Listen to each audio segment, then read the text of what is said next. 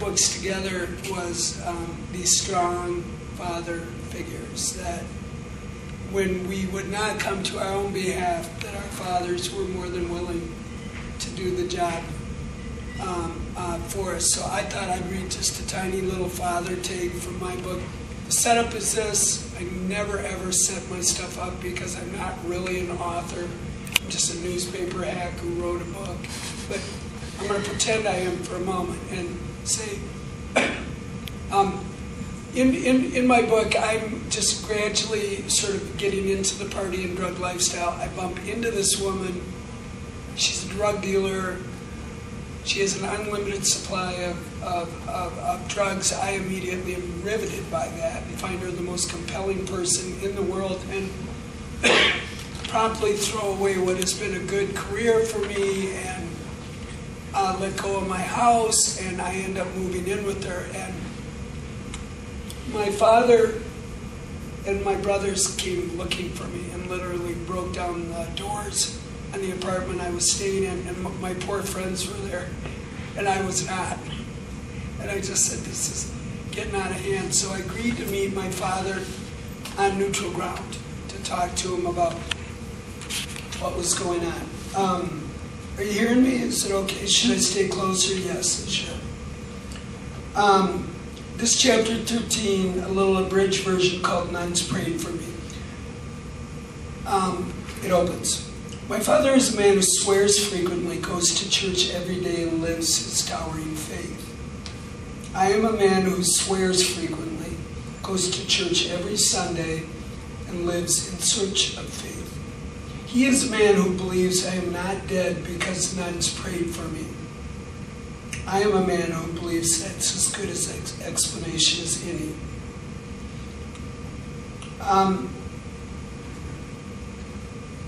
When I was little, I would get up at the ass crack of dawn to go to church with my father. He was impressed by my burgeoning faith, but the truth of the matter was that I loved sitting in the pew with him. One of 7 children, I rarely had him all to myself. He was my higher power. And then I know parenthetically, I look at my own children, one of them whom is here. I look at my own children when we are in church and feel the corollary. I go to stand next to them. In our family, we had money, or at least it seemed like we did. A nice house, good cars, vacation like anybody else. And one day I came home from caddying, and the electrician was there shutting off the juice. Things got a little hairy after that. We never wanted for a damn thing. It's just with 7 kids and my dad's bumpy career path, we were always just a little beyond our means. My dad always said, things don't matter, people do.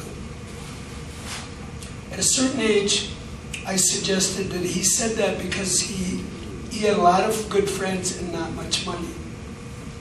When my dad and mom got older, it was clear they were going to be okay, but limited in their retirement. And then one of my dad's dear friends took care of a few financial things. Nothing crazy, but it took the heat off. Things don't matter, people do.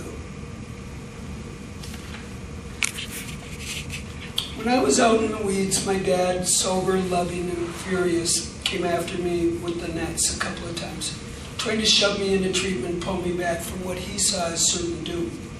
But I mostly eluded his efforts to get me into some puzzle factory to straighten me out.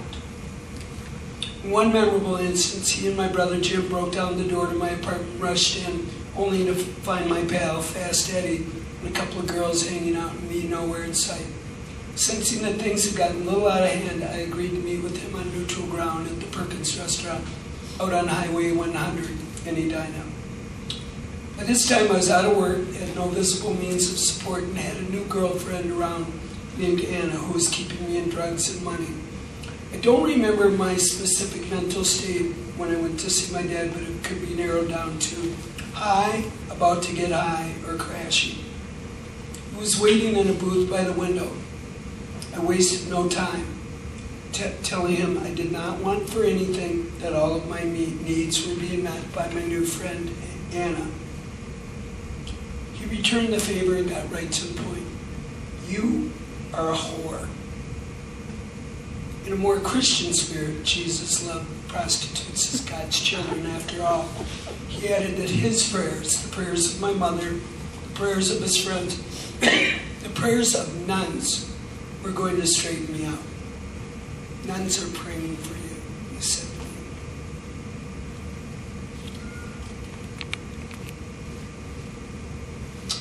In September of 1988, my cousin Tommy died.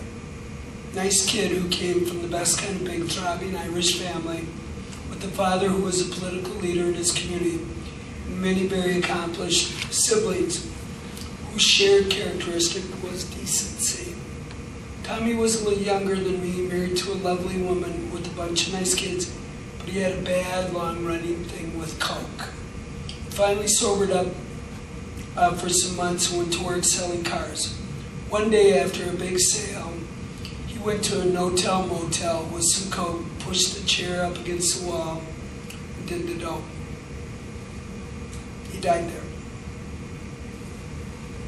I'd been out of touch. When I heard how it ended for Tommy, I knew I had to make an appearance at the wake at O'Halloran and Murphy. You don't skip wakes in our family. His family pulled together around the swoon, but it was a miserable affair, full of sorrowful smiles and sobbing at the memory of Tommy. I straightened out as much as I could and came by for a quick toe touch, avoiding the gaze of my family as I expressed my condolences. I tapped my father's arm on the way out by way of goodbye. He leaned in and hissed, "Take a look around you.